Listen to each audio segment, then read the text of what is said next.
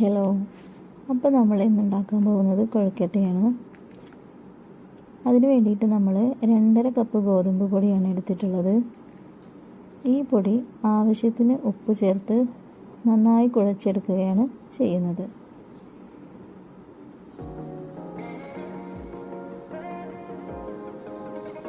ഇപ്പോൾ നമ്മൾ ഗോതമ്പ് പൊടി നന്നായി കുഴച്ചെടുത്തിട്ടുണ്ട്.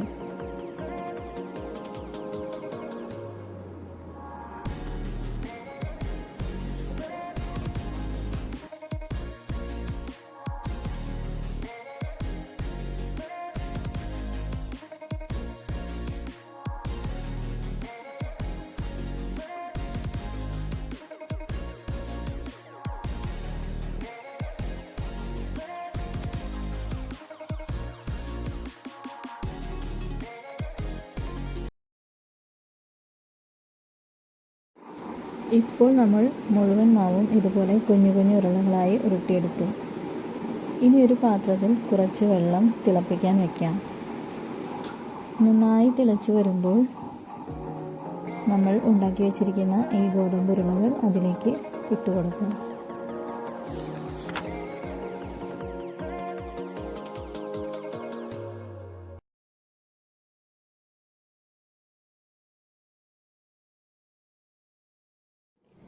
ഗോതമ്പ് ഉരുളകൾ ഇട്ട ഉടനെ ഇളക്കി കൊടുക്കരുത്. അടച്ചു വെച്ചിട്ട് ഒന്ന് വേവിച്ചെടുക്കാം. കുറച്ച് കഴിഞ്ഞ് നന്നായിട്ട് ഇളക്കി കൊടുക്കണം. തിളച്ച് വരുമ്പോൾ ഒന്നുകൂടെ നന്നായിട്ട് ഇളക്കി കൊടുക്കണം.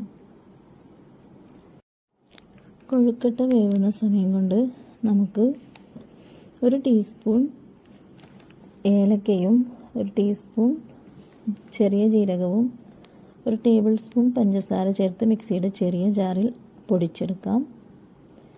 ഈ സമയം കൊണ്ട് നമ്മുടെ കൊഴുക്കട്ട ഇവിടെ വെന്ത് കഴിഞ്ഞിട്ടുണ്ട്.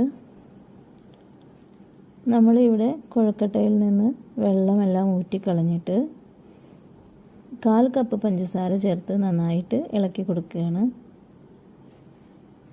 അതിനുശേഷം നമ്മൾ 2.5 കപ്പ് തേങ്ങ ചിരകിയത് ഇതിനകത്തോട്ട് ചേർക്കുകയാണ്. ഇത് നന്നായിട്ട് മിക്സ് ചെയ്യണം.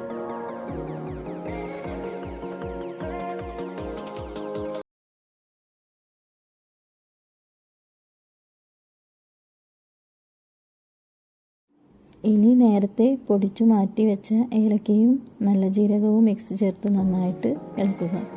മധുരം കുറവാണെങ്കിൽ ഈ സമയത്ത് കുറച്ചുകൂടെ പഞ്ചസാര ചേർക്കാം.